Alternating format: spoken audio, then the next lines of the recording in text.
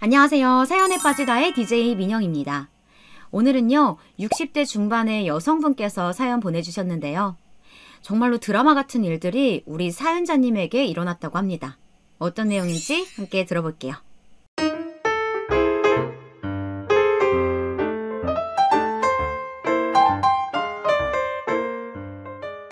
안녕하세요. 저는 올해 60대 중반에 접어든 여자입니다. 젊은 시절 풋풋했던 그때가 엊그제 같은데 어느새 저도 반백살이 훌쩍 넘어버렸네요. 어릴 때는 참 하고 싶은 것도 많고 꿈도 많았었는데 이 나이 먹고 몸이 안 따라주니 그냥 집에서 편하게 소파에 앉아 드라마 보는 게 최고로 좋은 것 같아요. 드라마를 보면서 웃기도 하고 주인공이 모진 일을 당하면 같이 화를 내기도 하고 또 감동을 받아 울기도 하면서요. 그런데 드라마에서만 일어날 것 같은 그런 기적 같은 일이 저에게도 일어났다면 믿으시겠나요? 힘들게 살던 저의 삶을 구원해준 기적 같은 이야기. 여러분들에게 자랑 한번 해보고자 합니다. 이런 일이 실제로도 있긴 있구나 하며 들어주셨으면 해요. 우선 40년 전 이야기부터 시작해 볼게요. 저는 20대 중반이던 시절 남편과 정말 불같은 사랑을 했습니다. 길을 지나가다가 통근버스를 기다리는 저에게 첫눈에 반한 남편이 저에게 끈질기게 구애를 한 끝에 저와 남편은 연인이 되었습니다. 저에게는 남편이 첫사랑이었어요. 그 전에도 저에게 관심을 표현하는 남자들은 종종 있었지만 어려운 집안 형편 때문에 돈 버느라 정신없던 저는 번번이 거절하기 일쑤였죠. 저희 집은 홀어머니에 제 밑에는 동생들이 줄줄이 있었기 때문에 큰딸이었던 제가 집안의 생계를 책임질 수밖에 없었습니다. 학교도 제대로 다니지 못하고 어머니를 도와 동생들을 돌보는 일을 하느라 여유 시간도 가질 수가 없었습니다. 그런데 남편을 만난 이후 저는 그런 저의 현실을 다 잊을 만큼 남편에게 푹 빠지고 말았습니다. 그런데 사랑이 너무 컸던 나머지 결혼도 하지 않은 제가 그만 덜컥 임신을 하고 말았어요. 그리고 저와 뱃속의 아기의 존재를 알게 된 남편의 집은 발칵 뒤집혔습니다. 그도 그럴 것이 남편네 집안은 그 동네 사람들은 누구나 다 알만한 부잣집이었기 때문이에요. 아버님은 그 동네의 지역 유지셨고 저희 집안과는 비교할 수도 없을 정도로 많은 재산을 가지고 계셨죠. 사실 남편의 멀끔한 차림새와 왠지 모르게 느껴지는 귀티 때문에 잘 사는 집안일 것이라고 예상은 하고 있었지만 그 정도로 유명한 부잣집 도련님일 줄은 몰랐습니다. 심지어 귀한 외동아들이었죠. 가방끈도 짧고 가진 것도 없는 저 같은 애를 며느리로 들이기에는 성이 안 차는 게 당연했습니다. 너 지금 제정신이니? 어떻게 저런 애를 데리고 와서 결혼을 허락해달라는 거야? 아휴, 이 천치 같은 것. 아니다. 네가 문제가 아니지.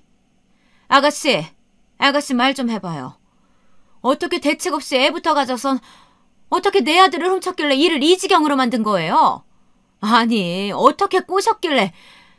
난 절대 안 된다. 절대 이 결혼 허락 못해. 어머님, 제가 잘하겠습니다. 아, 아가씨는 입 다물어요. 아가씨 입에서 나오는 소린 단 한 글자도 듣기 싫으니까. 엄마, 제발 한 번만요. 이 사람하고 저 꼭 결혼해야 돼요. 허락 안 해주시면 우리 뱃속의 아기는 어떻게 하라는 건데요. 네? 말씀해 보세요. 시부모님은 저를 떨어뜨리려고 갖은 애를 쓰셨지만 남편의 어마어마한 고집과 이미 뱃속에서 많이 커버린 아이 때문에 어쩔 수 없이 결혼을 시키게 되셨습니다. 그리고 결혼 후에는 시집살이 때문에 정말 말도 못하게 힘들었어요. 시어머니는 임신한 저를 마치 가정부 부리듯이 부려먹곤 했고 시아버지는 사람들이 저런 별 볼 일 없는 집안의 딸 자식을 며느리로 들였다고 수군거리는 통에 나쁘끄럽다며 남편과 한동안 말도 섞지 않으셨습니다. 저는 시댁에서 매일매일 눈칫밥을 먹고 살아야만 했어요. 밥을 먹을 때에도 저는 시댁 식구들과 겸상을 할 수 없었죠. 식사 시간이 되면 저는 밥을 다 차린 후 시댁 식구들이 따뜻한 밥상에서 밥을 먹는 동안 부엌에 쪼그려 앉아 남은 찬밥과 김치로 끼니를 겨우 때우곤 했어요. 그나마 남편이 가끔 시부모님 몰래 음식을 숨겨와 방에서 저에게 먹이곤 했지만 몰래 먹다가 들키는 날에는 시어머니 불효령에 눈물을 쏙 뺄 수밖에 없었습니다. 어디서 이 거지 같은 게 몰래 밥도둑질까지 하니? 너 배운 게 그렇게 없냐? 하기야, 가방끈 짧은 너를 내가 며느리로 들였으니 뭐 이 정도야 식은 죽 먹기겠지. 다음엔 뭐 내 금팔찌라도 탐낼 셈이니? 어? 어머님, 그런 거 아니에요. 아니긴 뭐가 아니야. 다음부터 이런 도둑질 또 하기만 해봐. 눈에 띄면 아주 가만 안 둘 줄 알아. 알겠어?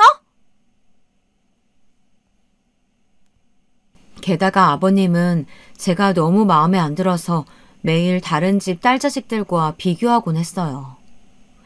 그때 당시 아버님이 저에게 자주 했던 말이 갑자기 생각이 나네요.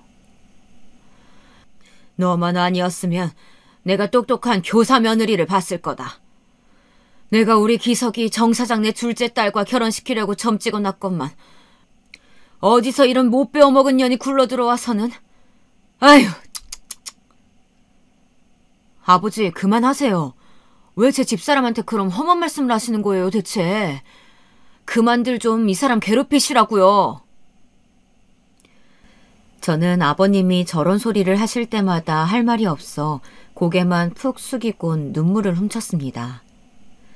남편이 저를 안 만났다면 부잣집에 똑똑한 아내를 얻어 더 잘 살 수 있었을 텐데. 괜히 저 때문에 부모님과도 사이가 안 좋아진 것 같아서 매일매일 마음이 안 좋았습니다. 하지만 뱃속의 아기를 위해서라도 이 집에서 반드시 버텨내겠다고 다짐했습니다. 하지만 그런 저의 다짐에도 불구하고 어머님의 구박 탓에 뱃속의 아기를 잃을 뻔한 적도 있었어요.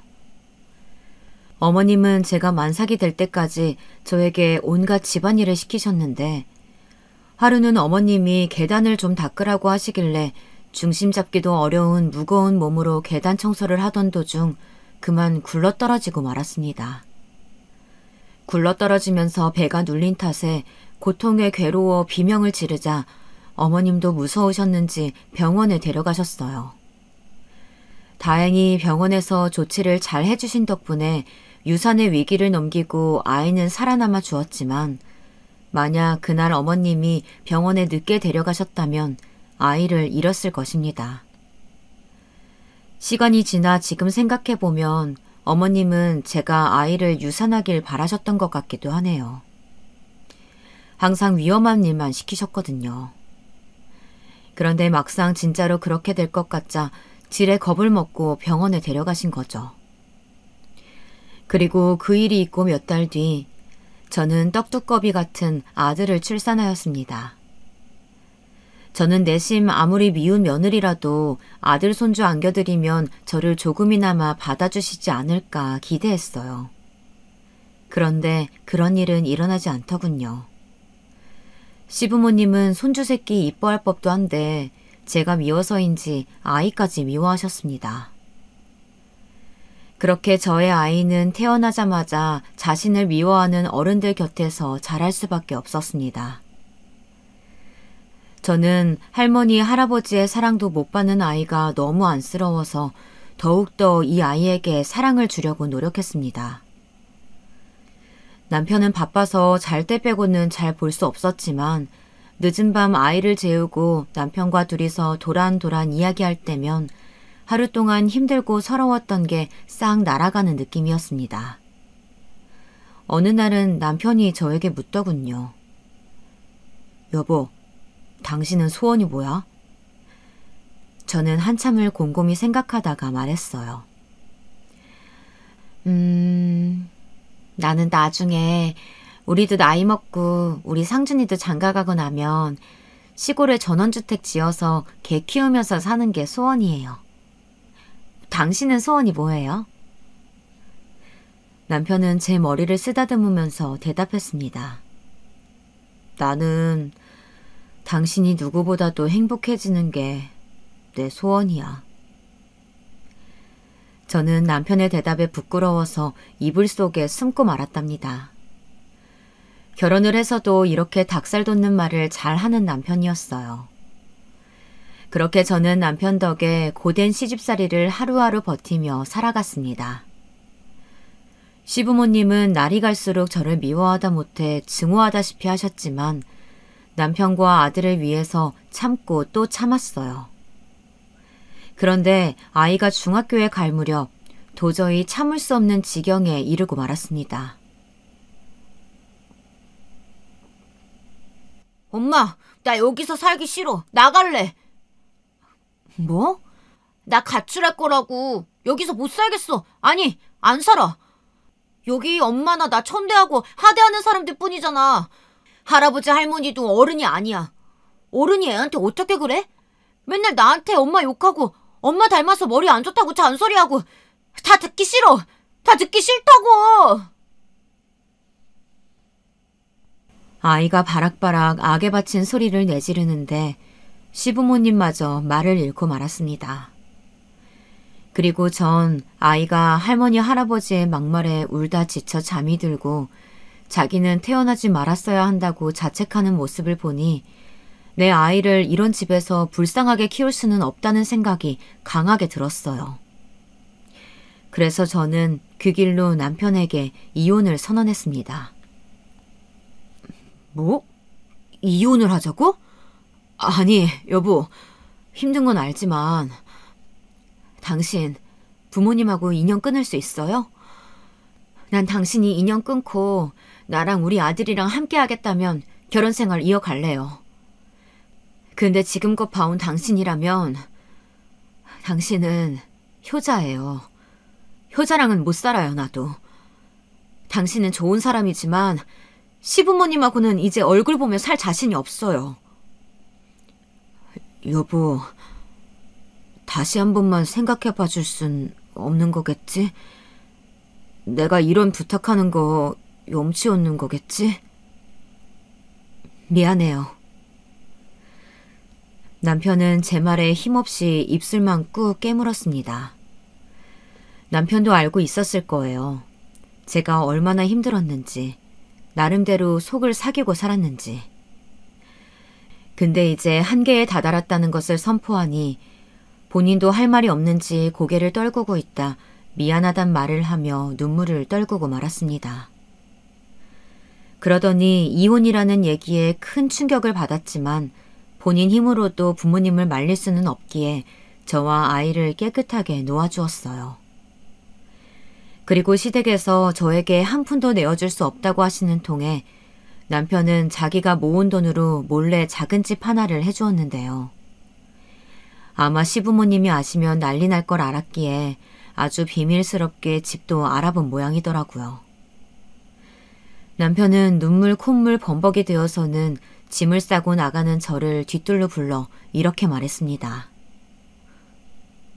여보, 우리 부모님 때문에 내가 이 정도밖에 해줄 수가 없어서 정말 미안해. 당신이 우리 집에서 10년 넘게 그 수모 겪은 거 생각하면 내가 너무 미안해서 가슴이 아파. 이제라도 나 같은 거 있고 상준이랑 행복하게 살아줬으면 좋겠어. 정말 미안해. 저는 무릎을 꿇고 울고 있는 남편을 말없이 안아주었어요. 사실상 남편도 저와 시부모님 사이에서 나름대로 노력을 했다는 걸 알고 있었습니다. 허나 워낙 드세고 강한 시부모님의 압박에 남편마저 어느 순간 그 노력의 끈을 놓아버렸고 자기도 지치고 말았던 게죠. 알았기에 이해했습니다. 그 길로 전 미련 없이 아들과 함께 그 집을 떠났습니다. 그리고 정말 가슴이 찢어지지만 이 집도 있고 남편도 있기로 결심했습니다. 그 이후로 저는 아들과 둘이 살면서 먹고 살기 위해 정말 고군분투했습니다. 아이 낳고 10년 넘게 가정주부로 지냈던 터라 써주는 데는 많이 없었지만 할 수 있는 일은 최대한 가리지 않고 다 했어요. 몸이 편찮으셨던 친정엄마는 몇 년 전 돌아가시고 동생들은 각자 살기 바빠서 어디 도움 청할 곳도 없었습니다. 그래도 남편이 집을 해준 덕에 아이와 함께 몸 뉘일 곳은 있어서 다행이었죠. 가끔 남편이 생각나긴 했지만 그럴 때마다 어차피 나와는 다른 세상에 살던 사람이니 모도를 나무 쳐다봤다가 벌 받은 거라고 생각하기로 했습니다. 그리고 홀로 아들을 키운 지 몇 년째. 밤낮 없이 열심히 돈을 벌다 보니 그래도 돈이 모이긴 모이더라고요. 남편이 해준 집도 집값이 올라 더 좋은 집으로 이사를 갈 수 있게 되었습니다.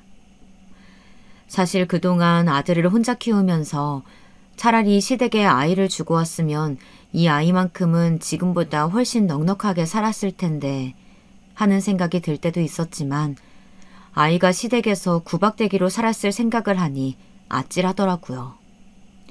그래서 아이를 데리고 나온 게 잘한 결정이라고 생각하다가도 또 한편으로는 아이가 나중에 커서 저를 원망하면 어쩌나 걱정도 많이 했어요.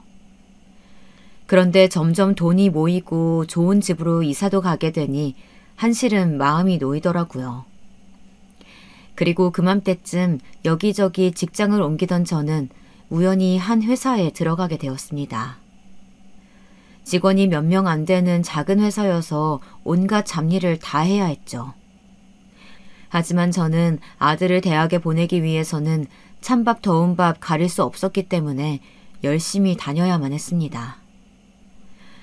매일 야근에 끼니도 제때 챙기지 못하고 회사 일이라면 만사 제쳐두고 달려들어 붙잡곤 했어요. 그래서인지 아들은 엄마, 오늘도 고생했지? 아니야, 우리 아들 혼자 밥도 잘 차려 먹고 이제 다 컸네.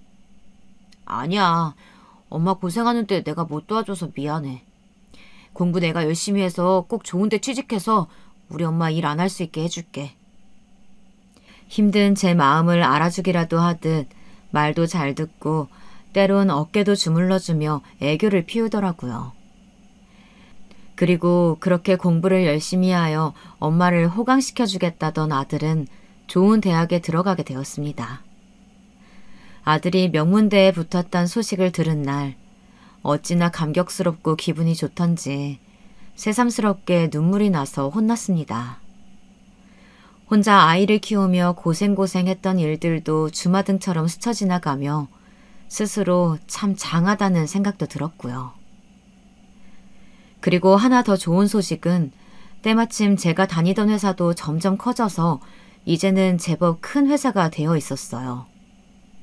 거의 초창기 멤버였던 저는 꾸준히 회사를 다닌 덕에 아들이 대학을 졸업할 때쯤에는 직급도 꽤 오르게 되었습니다. 사실 저같이 가방끈 짧고 배운 거 없는 사람이 이렇게 되기는 힘들죠. 하지만 제 성실함을 좋게 봐주시고 가족같이 챙겨주시는 사장님 덕에 저는 점점 연봉이 올라 삶의 여유가 생기기 시작했습니다. 이제는 어딜 가서도 커리어 우먼 소리도 듣고 재테크에도 관심이 생겨 돈 불리는 재미도 슬슬 알아가게 되었습니다. 친구들도 가끔 절 보면 나는 네 팔자가 제일 부럽다. 넌 수중에 네 돈 있잖아. 네가 번 돈. 우린 다 남편이 벌어다 준 돈 쓰느라고 맨날 눈치 보여. 나도 그냥 애 키우면서 계속 일할걸. 후회된다. 하면서 부러움 담긴 눈길을 보내곤 했습니다. 그때마다 전 머쓱하게 웃긴 했지만 내심 이 정도면 우리 상준이도 나중에 결혼할 때 저처럼 가난하다고 무시당하지는 않겠구나 했습니다. 그게 다행이었죠. 부자까지는 아니지만 그래도 아들 신혼집 해줄 정도는 되었으니까요. 그런데 호랑이도 제 말하면 온다고 몇 년 뒤 아들은 참하고 이쁜 아가씨를 만나고 있다며 고백을 해오더라고요. 순간 제 얼굴에 화색이 돌았나 봅니다. 그래? 아이고, 그럼 얼른 얼굴 좀 보게 데려와봐라. 응? 엄마도 참, 뭐 그렇게 성격이 급하세요. 그렇게 궁금하세요? 그럼 당연하지. 우리 아들이 만나는 여자인데. 아들이 그간 몇 년 연애를 하는 것 같긴 했지만 이렇게 저한테 말해오는 여자친구는 또 처음이었습니다. 왠지 모르게 이 아가씨와 좋은 인연이 될 것 같다는 생각이 들더라고요. 그리고 역시나 예상처럼 저희 집에 처음 온 날부터 애교 있고 싹싹한 모습을 보이는데 퍽 마음에 들었습니다. 내심 이 여자랑 몇 년 만나다가 잘 되었으면 좋겠다는 생각이 들었죠. 그런데 그로부터 한 달 정도 지났을까요? 갑자기 아들이 생각지도 못한 폭탄 선언을 해오더라고요. 준비가 안 되었던 시점이라 더더욱 놀라고 말았죠. 저기, 엄마, 나 말할 게 있는데. 응? 뭔데? 나 아이가 생겼어. 어? 저 때 엄마가 봤던 여자친구 있잖아. 그 사이에서 엄마도 마음에 들어 했으니까 괜찮지? 어차피 결혼하려고 하기도 했고 그래서 서둘러 씩 올리려고. 갑작스러운 소식에 당황하긴 했지만 아들이 사랑하는 여자와 결혼이라 하니 반대할 이유도 없었습니다. 거기다 뱃속에 손주까지 품었으니 이젠 정말 내 가족으로 받아들이고 잘 해줘야겠다 마음먹게 되었습니다. 그렇게 아들은 꽃피는 봄날 결혼을 하게 되었죠. 새침하고 예쁘장하게 생긴 우리 며느리는 곱게 자랐는지 할 줄 아는 것은 없었지만 혼수로 뱃속에 손주를 데리고 오는 바람에 예뻐할 수밖에 없었습니다. 어느새 제가 아들을 이렇게 키워 손주까지 보게 되다니 정말 감격스럽더라고요. 게다가 며느리가 애교가 많은 성격이라 더할 나위 없이 좋았죠. 저한테 엄마, 엄마 하며 따르는 며느리가 너무 예뻐서 제가 할 수 있는 한 잘해주고 싶었어요. 그런데 며느리가 출산일이 다가오자 저에게 부탁을 하더군요. 엄마, 저 아이 낳으면 다시 복직해야 되는데 엄마가 우리 하율이 유치원 갈 때까지만 봐주시면 안 될까요? 그게 내 사정 알잖니. 엄마도 회사를 다니니까.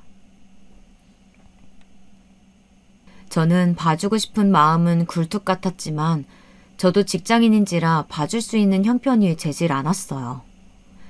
제가 거절하자 며느리는 저에게 아양을 떨며 사정을 하더라고요. 엄마. 엄마 아니면 우리 하율이 봐줄 사람도 없는데 어떡해요. 우리 하율이도 할머니랑 같이 지내고 싶대요. 그렇지, 하율아. 이것 봐요. 하율이가 배를 통통 차요. 우리 하율이가 그러는데 할머니가 너무 좋대요. 배를 쓰다듬으며 뱃속의 손주와 대화를 하듯 애교를 부리는 며느리의 모습에 저는 그만 넘어가고 말았습니다. 그리고 저는 한 가지 큰 결심을 했습니다. 손주를 보기 위해 가족처럼 생각하고 오래 다녔던 회사를 그만두게 되었어요.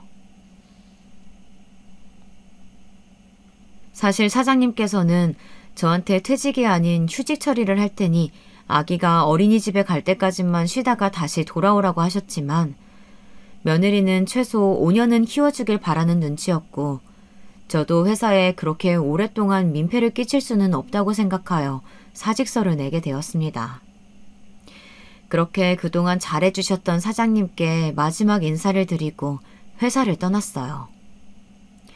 그리고 며느리가 예쁜 손주딸을 출산한 후 주 5일을 아들네 집에 출근하기 시작했습니다. 평일에 아들 내외가 출근하기 전 아침 일찍 아들네 집에 가서 하루 종일 손주를 보다가 아들 내외가 퇴근하고 오면 같이 저녁을 먹고 저녁 먹은 후 며느리가 씻고 나오면 그때 손주를 넘겨주고 집에 돌아가는 일상이었습니다. 사실 이 나이 먹고 아이를 보는 게 힘에 부치긴 했지만요.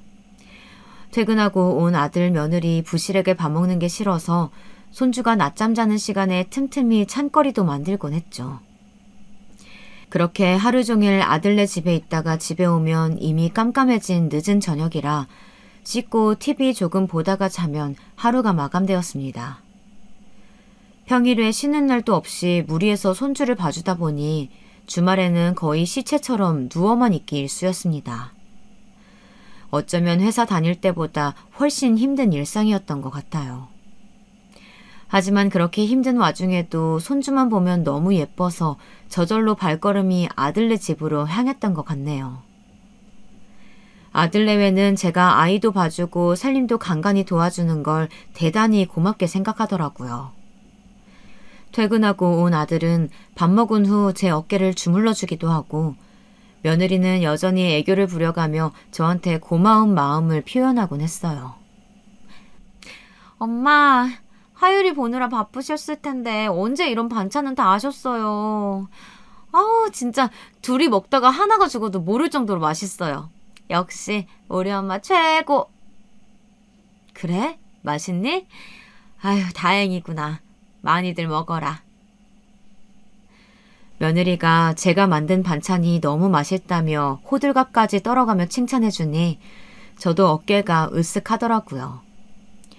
시어머니라면 질색팔색하고 싫어하는 며느리들이 많은데 우리 며느리는 그런 것도 없이 저를 너무 잘 따르고 좋아해주니까 그렇게 예쁠 수가 없었습니다. 주변에서도 우리의 이런 관계를 신기해 하더라고요. 보통 고부 갈등이 있기 마련인데 잘 지내는 관계가 참으로 보기 좋다면서요. 제 친구들도 며느리는 몇 번 본 적이 있었는데 시어머니 공경을 참 잘한다고 칭찬이 자자했습니다. 그렇게 나이가 들고 나니 어느 날 문득 홀로 아들을 키우며 힘든 때도 많았는데 이렇게 아들이 예쁜 새 식구를 둘이나 데려와 화목하게 지낼 수 있게 되니 이제 제가 가진 모든 것을 이 아이들에게 주어도 좋겠다는 생각이 들었어요. 그래서 몇 년이 지나 손녀딸이 유치원에 들어갈 때가 되자 저는 제가 가진 모든 재산을 이 아이들에게 주고 남은 여생을 지금처럼 행복하게 살기로 결심했습니다. 그런데 친구들은 이를 두고 조금 반대를 하더라고요. 얘, 요즘 얼마나 흉흉한 일이 많은데 뭐 그런 큰 결정을 해. 조금 있다가 넘겨. 뭘 벌써부터 넘기려고 하니? 그러게나 말이야. 100세 시대라잖아. 지금 넘기면 또 나중에 일이라도 생기면 어쩌려고. 허나 전 애초에 친구들의 말을 그냥 흘려넘기곤 했어요. 내 며느리고 아들인데 당연히 내가 더 잘 안다고. 나한테 얼마나 잘하는 애들인데 하면서요. 친구들도 직접 며느리 행실을 보긴 했던 터라 더 말을 잇지는 못하더라고요. 지금은 그때의 제 행동을 무척이나 후회하지만 그땐 그만큼 아이들을 끔찍이 믿었습니다. 저는 하루 날을 잡아 아들 내외를 앉혀두고 말했습니다. 나는 너희가 이렇게 행복하게 사는 걸 보니까 이제 죽어도 여한이 없구나. 내가 가진 재산이 그렇게 많지는 않다만 어차피 죽으면 너희한테 물려줄 거 좀 더 일찍 물려주면 너희들도 편하지 않겠니? 한 살이라도 젊을 때 돈이 있어야 고생을 덜하고 살지. 나는 나이 먹고 어디다가 쓸 데도 없구나. 정말이에요, 엄마? 세상에 뭐라고 말해야 할지 모르겠어요. 너무 감사해요. 제 말에 놀라는 아들 내외에게 저는 제가 살던 집과 그동안 모아두었던 예금과 적금, 그리고 퇴직금이 들어있는 통장까지 전부 다 주겠다고 말했습니다. 나에게는 가끔 커피나 사 먹을 용돈 정도만 주면 되니 이참에 너희들과 같이 살게 해달라고 하면서요.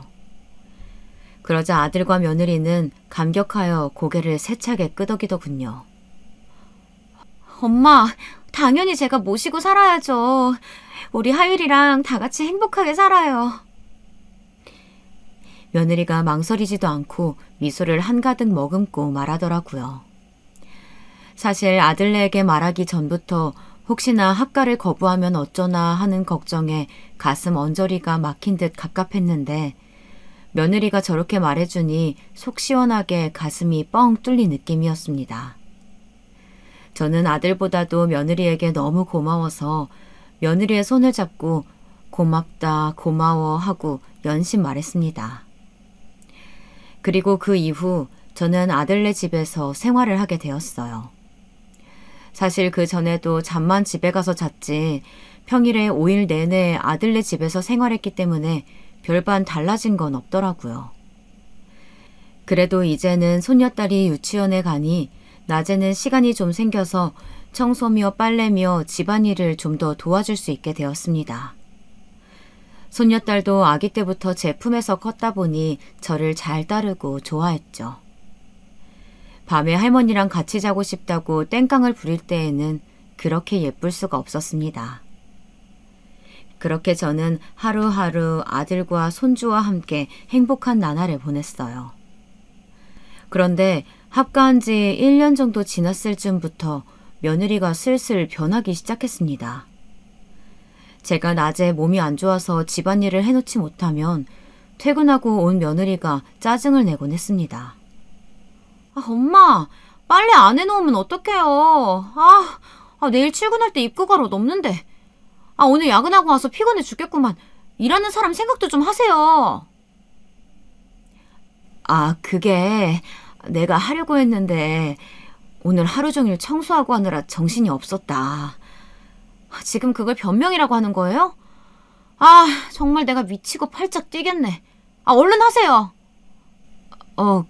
그래. 며느리가 날선 목소리로 저에게 짜증을 낼 때면 저는 괜히 미안한 마음에 아픈 몸을 이끌고 집안일을 마저 하곤 했습니다. 저도 30년 가까이 직장에 다녀봐서 알지만 퇴근하고 집에 와서 쉬고 싶은데 집안일까지 해야 되면 그게 얼마나 스트레스인가요. 집에서 쉬는 제가 하나라도 더 해야죠. 저는 그저 아들네외 사는데 불편함이 없도록 이 한 몸 보탬이 될 수 있다면 그것만으로도 바랄 게 없었습니다. 그런데 처음에는 며느리가 짜증이 잦아지길래 요즘 회사에서 스트레스 받는 일이 많은가 보다 하고 생각했습니다. 아니면 저랑 같이 살다 보니 정말로 저를 엄마처럼 편하게 생각해서 그러는 것 같기도 했고요. 어느 쪽이든 간에 이 정도는 감당할 수 있는 수준이니 최대한 며느리의 기분에 맞춰주고자 했습니다. 하지만 얼마 지나지 않아 왠지 모르게 저를 하대하는 느낌이 들기 시작하자 기분이 조금 이상하더라고요. 그리고 하루는 주말에 다 같이 점심을 먹을 때였어요. 제가 음식을 다 해놓고 며느리와 같이 상을 차리는데 분명히 새로 밥을 했음에도 불구하고 며느리가 제 밥만 찬밥을 떠놓은 게 아니겠어요? 물론 평소에 밥을 하면 남은 찬밥이 아까워서 제가 먹곤 했지만 대놓고 저에게만 찬밥을 주니 조금 어리둥절했습니다. 그 후 이런 상황이 몇 번 반복되자 이상한 낌새를 눈치챈 제가 손녀딸에게 말을 거는 척하면서 은근슬쩍 말을 꺼내보았습니다. 아이고 하유라, 할머니 밥은 차가워서 못 먹겠다. 그러자 며느리가 무심한 말투로 이렇게 말하더군요. 엄마 원래 찬밥 좋아하시잖아요. 찬밥 버리기도 아까운데 그냥 드세요. 아니면 데워드려요? 아니다, 됐다. 굳이 새밥도 아닌 찬밥을 데워주겠다는 며느리의 말에 기분이 상했지만 됐다고 하고선 찬밥을 꾸역꾸역 먹었어요. 그리고 그 후에도 며느리가 식사 때마다 저에게 찬밥을 줬지만 저는 굳이 새 밥을 떠와 먹곤 했습니다. 제가 찬밥을 놔두고 새 밥을 떠오면 며느리가 기분 나쁜 눈초리로 쳐다보았어요. 그리고선 쿵쿵거리며 찬밥을 싱크대에 쏟아붓고 씩씩거렸죠. 내가 먹는 밥이 그렇게 아까운가? 하는 생각에 서러웠지만 티내지 않으려고 노력했습니다. 며느리는 아마 언젠가부터 제가 쓰는 돈, 제가 먹는 밥, 제가 쓰는 물건 등 모든 것이 아깝다고 느껴졌나 봐요. 머리를 감을 때는 샴푸를 한 번만 짜라는 둥, 낮에 집에 혼자 있을 때는 보일러를 켜지 말라는 둥, 유독 제가 쓰는 것에만 아껴 쓰자며 잔소리를 해댔습니다. 특히 어느 날은 제가 보일러를 좀 켰단 이유로 요즘 난방비 폭탄인 거 알죠? 두꺼운 옷 입고 계시면 되는데 도대체 무슨 정신으로 보일러를 오랜 시간 트시는 거예요? 아니, 제정신이세요? 아니면 돈이 썩어 남아 돈다고 생각하시는 거예요? 지금 돈 한 푼 아끼려고 저는 이렇게 발 동동 구르는데 어머니 뭐냐고요? 기가 차더라고요. 예, 내가 깜빡 잠이 들었다. 그래서 미처 끄질 못했어. 이게 그렇게 큰 잘못이니? 그리고 니네들이 뭐가 돈이 부족하니 내가 준 게 있는데. 어머머머, 생색내시는 거예요 지금? 그 돈 그거 준 거 가지고? 그날의 싸움으로 전 한 달간 며느리와 냉전 상태에 들어갔고 나중에 아들이 중재해 겨우 화해를 했습니다. 그런데 참 서럽더군요. 겨울이면 지들 외투는 두세 벌씩 사면서도 저는 10년 된 패딩 하나로 버티게 했고요. 여름에는 노인네가 뭔 더위를 타냐며 에어컨도 못 켜게 했습니다. 심지어 여기서 더 서러웠던 건 며느리가 지 엄마한테 그렇게 하는데도 아들내미는 본척 만척 신경도 안 쓰더라고요.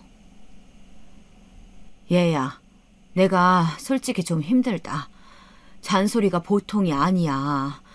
내가 이 나이 들어서도 저런 잔소리 듣고 있어야겠니? 네가 아들이면 중재를 좀 해다오. 응? 엄마, 뭐 그 사람 말 틀린 거 있나? 뭐야? 아, 그렇잖아요. 나도 저 사람도 돈 버느라 힘드니까 엄마한테 그냥 속풀이 좀 하는 거지.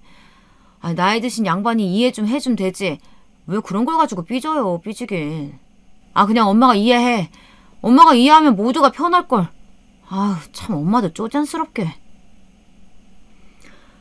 맥없이 저런 말을 듣고 있는데 참 자식 키운 세월이 참 덧없고 보람없게 느껴지더라고요. 내가 저 아들을 키우면서 행복했던 시절이 컸기에 허망함도 그만큼 더 컸던 것 같습니다. 그리고 문제가 하나 더 생겼죠. 처음에 합가하면서 제가 얘기했던 용돈, 그것도 날이 갈수록 액수가 적어졌습니다. 어차피 저도 어디 막 나가서 돌아다니는 성격도 아니고 집에 있는 날이 많으니 돈 쓸 일이 많지 않아 큰 돈을 바라진 않았어요. 그래서 처음에는 한 달에 40만 원씩 받기로 했었는데 그 돈도 저에게는 넉넉하더라고요. 평생 직장 생활만 해서 그런가 동네에 커피 한 잔 마실 사람도 없고 친구들도 멀리 살고 딱히 취미가 있는 것도 아니어서요. 그냥 낮에 손녀딸 유치원 보내고 남는 시간에 동네 한 바퀴 돌다가 붕어빵이나 군고구마 장수가 있으면 한 봉지씩 사오거나 가끔씩 손녀딸 장난감이나 옷을 사주는 데에는 충분한 금액이었습니다. 그런데 언젠가부터 생활이 빡빡하다면서 금액을 줄이기 시작하더니 나중에는 한 달에 10만 원으로 줄여버리더라고요. 어차피 잘 나가지도 않는데 그 돈이면 충분하지 않냐고 하면서요. 이건 좀 아니다 싶어 반박을 하니까 눈이 휘둥그레질 만한 말을 하더라고요. 예, 10만 원? 10만 원은 좀 나도 사람 사는 것처럼은 살아야 할 거 아니야. 엄마, 그게 사실 이이가 요즘 사업을 하고 싶대요. 그래서 돈 지출이 많아요. 엄마가 이해 좀 해주세요. 뭐? 사업을 한다고? 아들이 사업을 한다는 것이었어요. 갑작스럽게 웬 사업이냐고 하니까 자기 평생 꿈이 사업하는 거였다며 무슨 커피 가게를 차린다고 하더라고요. 제 아들이니 아는 사실이지만 아들은 뭔가 장사에는 어울리는 사람은 아니었습니다. 바로 걱정부터 앞서는데 자기가 알아서 다 하겠단 말에 그냥 응원해주는 게 최선이었습니다. 한편 용돈이 10만 원으로 줄고 나서 예전만큼 손녀딸 장난감을 자주 사줄 순 없었지만 그래도 아들네 먹고 사는 게 팍팍하다니 아껴 써야겠다 생각했습니다. 그런데 10만 원으로 줄인 것까지는 괜찮았지만 현금으로 주던 용돈을 어느샌가부터 카드로 주기 시작하니 점점 눈치가 보이더라고요. 며느리가 체크카드에 딱 10만 원만 넣어서 저에게 주었는데 제가 어디 가서 카드를 긁을 때마다 며느리에게 문자가 가다 보니 감시를 당하는 느낌이 들었습니다. 제가 뭘 쓰든 상관을 안 하면 괜찮지만 문자가 날아갈 때마다 며느리가 저에게 전화해서 꼬치꼬치 따지곤 했거든요. 하루는 낮에 동네를 산책하다가 새로 오픈한 커피숍이 있어서 들어가 봤습니다. 유명한 프랜차이즈 커피숍이었는데 커피를 안 마신 지도 한참 되어서 한 잔 사보았어요. 오랜만에 따뜻한 커피를 들고 산책을 하니 직장 다닐 때 생각도 나면서 너무 좋더라고요. 그런데 그때 며느리에게서 전화가 걸려왔습니다. 전화를 받자마자 며느리는 다짜고짜 저에게 따지더군요. 엄마, 돈이 썩어 넘치죠 지금? 무슨 집에만 있는 사람이 그렇게 비싼 커피를 사 먹어요? 집에 내가 믹스커피 사다 놨는데 그거 드시면 되죠. 누가 보면 아주 커리어 우먼인 줄 알겠어요. 정 먹고 싶으면 집 앞에 1,500원짜리 아메리카노도 파는데 굳이 왜 비싼 데 가서 드시는 거예요? 저는 당황하여 순간 말이 안 나왔지만 숨을 내쉬고 침착하게 얘기했습니다. 아니 집 앞에 새로 커피숍이 오픈했길래 한번 가봤는데 내가 금액까지는 생각을 못했네. 그래 네가 요새 돈 버느라 힘들 텐데 내가 좀 생각이 짧았다.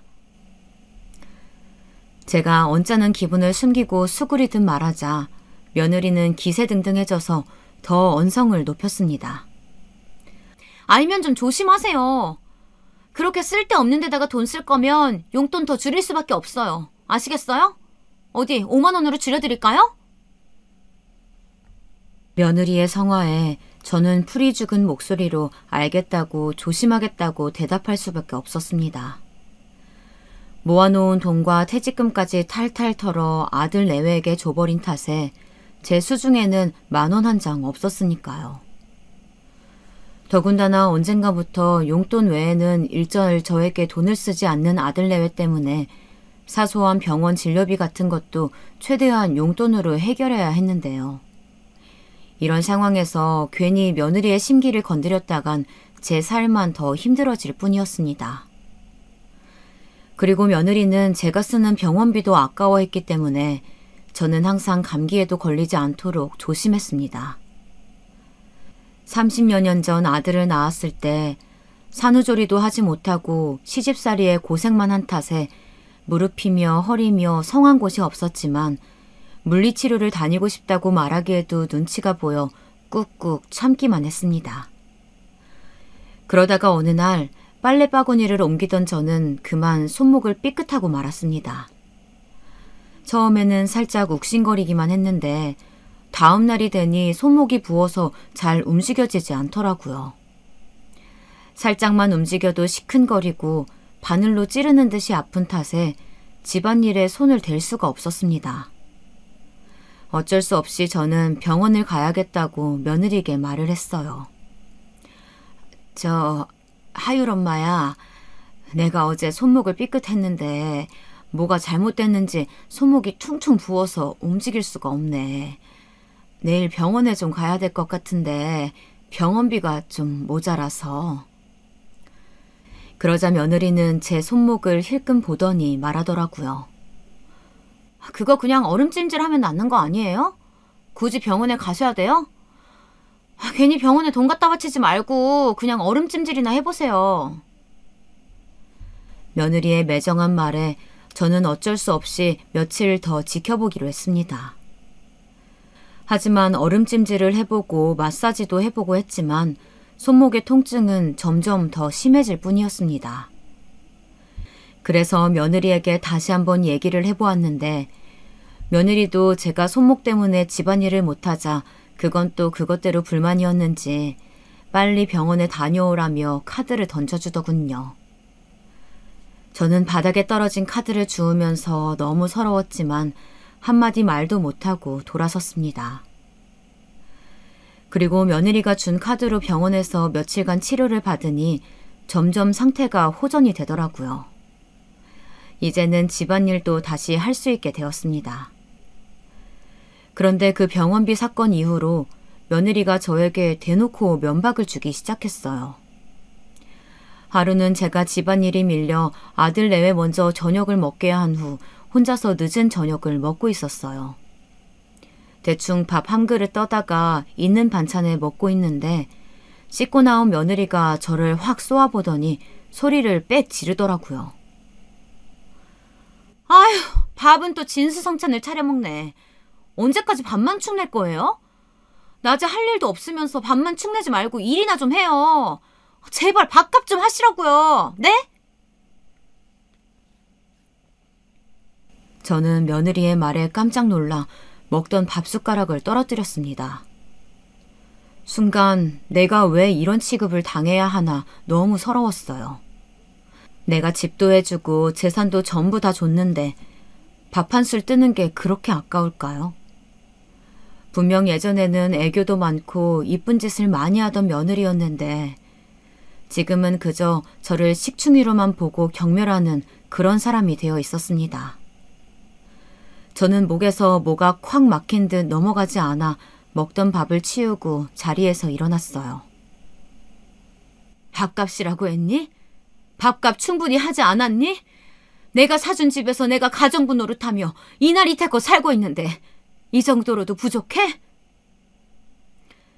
그러자 며느리는 잠깐 꼴먹은 벙어리가 되더니 뒤돌아서는 제 뒤통수에다 대고 또 중얼거리더군요. 밥은 왜 또 남기고 난리야. 아까운 줄도 모르고. 아우, 속 터져. 저는 며느리의 혼잣말을 들었지만 애써 모른 척하며 방으로 들어갔습니다. 그리고 서러운 마음에 이불 속에서 얼마나 숨죽여 울었는지 몰라요. 그리고 저는 그날 이후로 일자리를 알아보기 시작했습니다. 내가 억울해서라도 다시 일을 해야겠더라고요. 지가 손주 봐달라고 간청하는 탓에 그 좋은 회사도 그만두고 눌러 앉은 건데 이제 와서 쓸모없는 뒷방 늙은이 취급이라뇨. 그리고 며느리가 저를 구박할 때마다 옆에서 한숨만 내쉬는 아들도 내심 제가 다시 일하기를 바라고 있는 것 같더라고요. 내가 지를 어떻게 키웠는데 괘씸한 마음에 매일 밤잠을 설쳤습니다. 이럴 줄 알았으면 재산을 다 주지 말 걸 하고 후회도 해보았지만 이미 다 지나간 일일 뿐이었습니다. 저는 하루빨리 일자리를 구해서 더 이상 저것들한테 기 안 죽고 떵떵거리며 살고 싶었지만 나이가 나이인지라 뽑아주는 곳이 없더군요. 나름 전에 다니던 회사에서 많은 연봉을 받고 다녔어서 같은 직종으로 경력을 인정받아 들어가고 싶었지만 쉽지 않았습니다. 그래서 어쩔 수 없이 몸 쓰는 일을 알아볼 수밖에 없었어요. 그러던 중 어느 제조회사에서 구내식당 주방 보조를 뽑는 공고를 보게 되었습니다. 주방일은 아들이 어렸을 때 잠깐 해본 적이 있어서 얼마나 힘든지 알고는 있었지만 눈칫밥 먹고 사느니 몸이 힘든 게 낫다 싶어서 지원해 보았습니다. 면접 보러 오라는 말에 가보았더니 이름은 처음 들어봤지만 꽤 규모가 있는 회사더라고요. 회의실에서 담당자와 면접을 보고 있는데 회의실 창문 밖에서 누군가 쳐다보는 느낌이 들었습니다. 하지만 고개를 돌려보았을 때는 아무도 없길래 그냥 저의 착각인 줄만 알았습니다.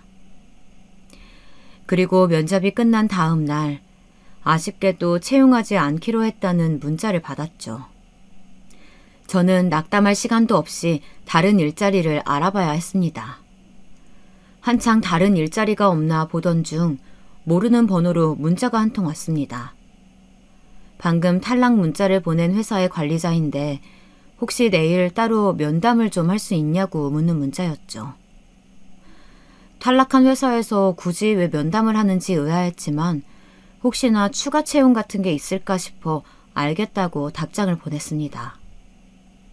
그리고 다음 날 약속한 시간에 그 회사 앞 커피숍으로 갔습니다. 앉아서 기다리고 있는데 멀리서 한 중년의 남자가 저를 향해 다가오는 것이 보였어요. 그 남자의 이목구비가 눈에 들어온 순간 저는 그가 누군지 한 번에 알아보았습니다. 세상에, 그 남자는 저의 전남편이었습니다. 희끗해진 머리에 주름진 얼굴이었지만 한눈에 알아볼 수 있었죠. 전남편은 성큼성큼 걸어오더니 머뭇거리며 제 얼굴을 한참이나 쳐다보았습니다. 저는 영문을 알 수가 없었습니다. 아니, 당신이 여기에 어떻게... 많이 놀랐지? 만나서 다행이다. 중후해진 그의 목소리를 듣자 지난 세월이 머리에 스쳐 지나가는 듯 했습니다. 전 남편과 헤어진 지도 벌써 20년. 정말 사랑했지만 시댁의 괴롭힘으로 인해 견딜 수 없어 이혼할 수밖에 없었던 지난 날들이 떠올랐습니다. 저는 알 수 없는 감정이 휘몰아쳐 저도 모르게 눈물이 차오르는 것을 느꼈습니다. 전 남편도 마음이 복잡한지 안절부절하며 말을 겨우 잇더군요. 잘 살고 있는 거지? 우리 상준이도 벌써 30살이 넘었겠네. 20년 전 당신이랑 상준이 그렇게 보내고 내가 정말 얼마나 힘들었는지 몰라. 우리 부모님 원망도 참 많이 했지. 몇 번이고 당신 찾아서 가고 싶었지만 혹시 또 나 때문에 당신 힘들게 할까봐 여태까지 참았어. 그런데 이렇게 만나게 되었네. 저는 전 남편의 따뜻한 말에 눈물을 참을 수가 없었습니다. 남들이 쳐다보는 줄도 모르고 주책맞게 울고 말았네요. 그리곤 도대체 여기에 어떻게 온 거냐고 물어봤습니다. 그러자 그는 이렇게 말하더군요. 그건 너무나 놀랄 이야기였어요. 사실 당신이 어제 면접 본 그 회사, 내 회사야. 직원이 이력서 뽑아온 거 보다 보니까 당신 이름이 있더라고. 그런데 정말 당신이 맞는지 확인하고 싶어서 면접 보는 도중에 회의실 창밖에서 몰래 봤는데 정말 당신이 맞더라고.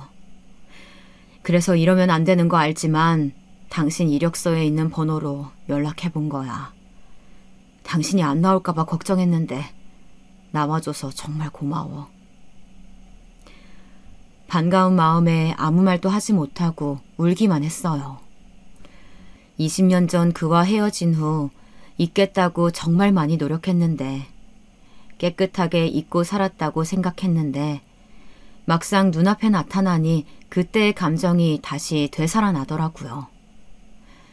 전 남편은 저를 만나기까지의 이야기를 들려주었습니다. 그는 저와 헤어진 후 부모님 성화에 여러 번 선을 봤지만 저를 잊을 수 없어 재혼은 하지 않았다고 합니다. 일만 열심히 하면서 살아왔다고 하더라고요. 아버님한테서 받은 재산으로 사업을 시작했는데 그게 잘 풀려서 계열사를 몇 개 가지게 되었고 그 중에 하나가 제가 면접 본 그 회사라고 합니다. 그리고 몇 년 전 부모님 두 분 다 돌아가셔서 지금은 완전히 혼자라고 하더라고요.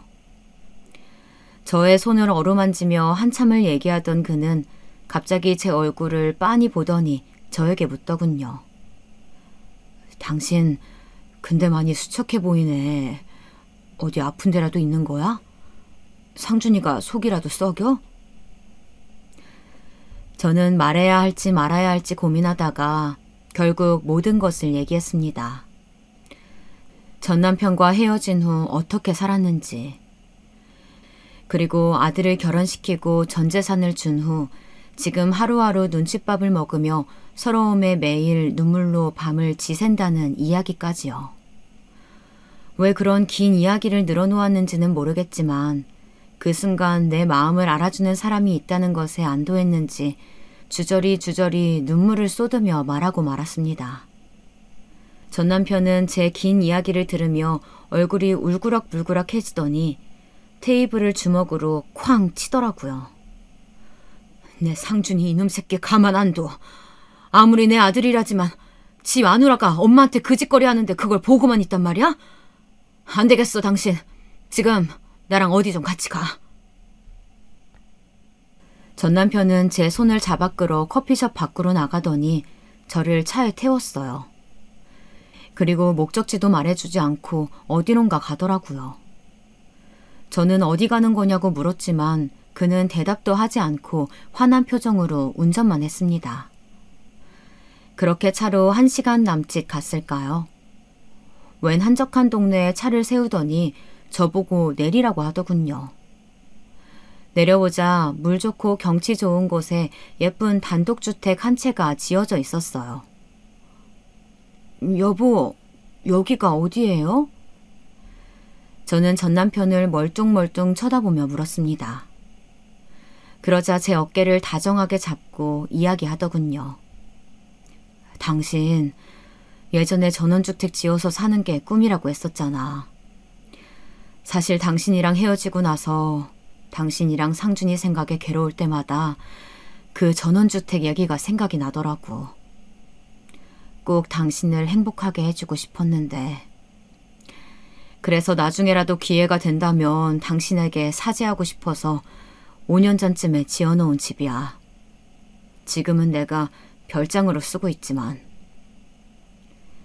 그는 잠깐 말을 멈추더니 제 눈을 똑바로 쳐다보며 다시 이야기했습니다. 당신 짐 싸가지고 그 집에서 나와. 내가 당신 어떤 마음으로 보냈는데 당신 그런 꼴 당하면서 사는 거 난 못 봐. 당신이 상준이한테 준 전 재산 몇 배는 더 내가 당신한테 줄 수 있으니까 남은 여생 여기서 편하게 살자. 어? 이제 당신 괴롭히던 우리 부모님도 안 계시잖아. 상준이 그놈은 내가 버릇을 단단히 고쳐놓을 테니까 걱정하지 말고. 아니, 그래도... 저는 그의 갑작스러운 말에 뭐라고 대답해야 될지 모르겠더라고요.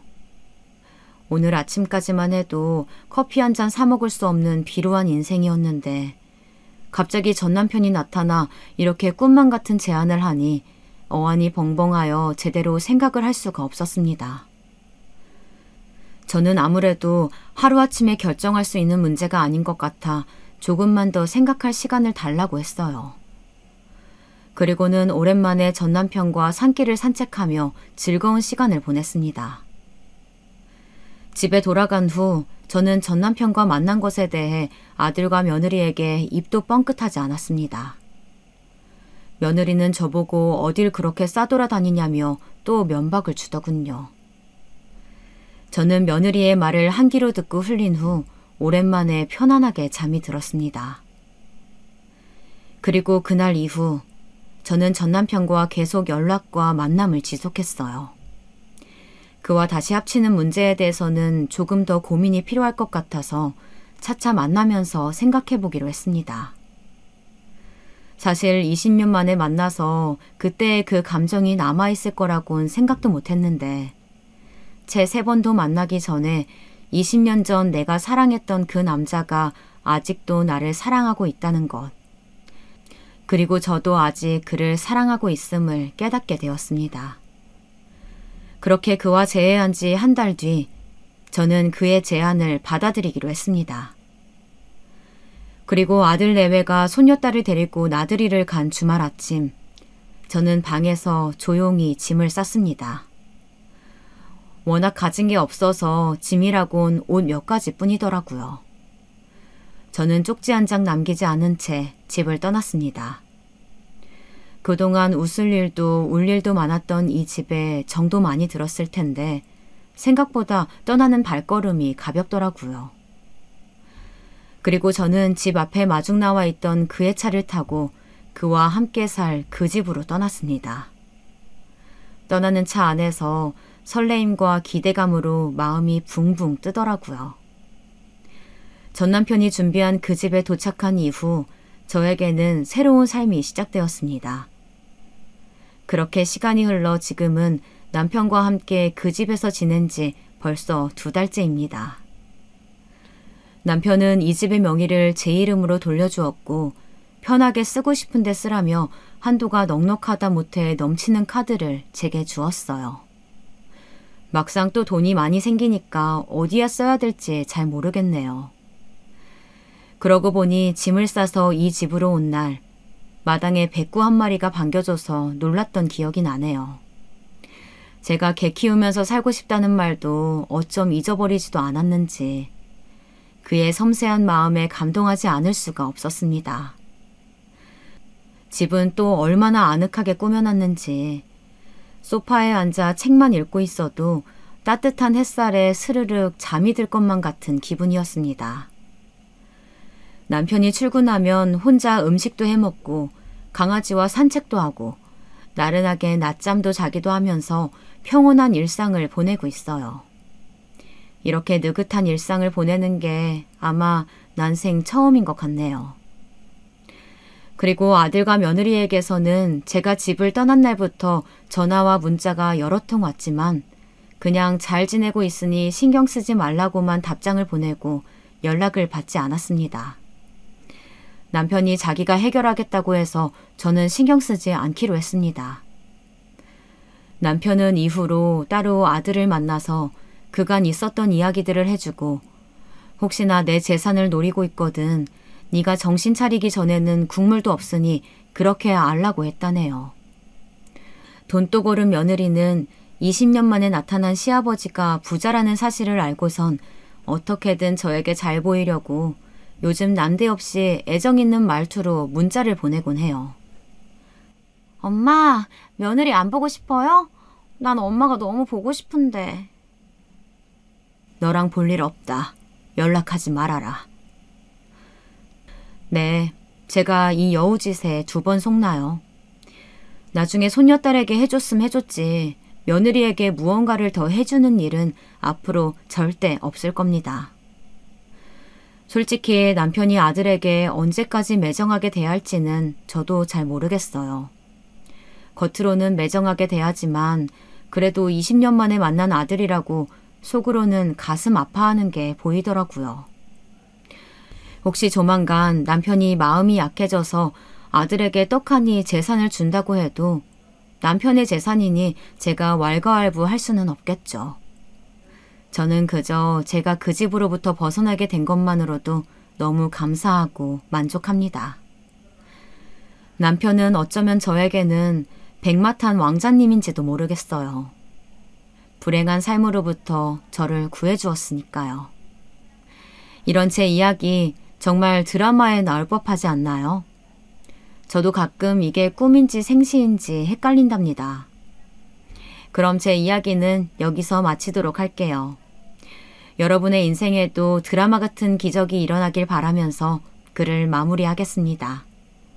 행운 가득한 하루 되세요.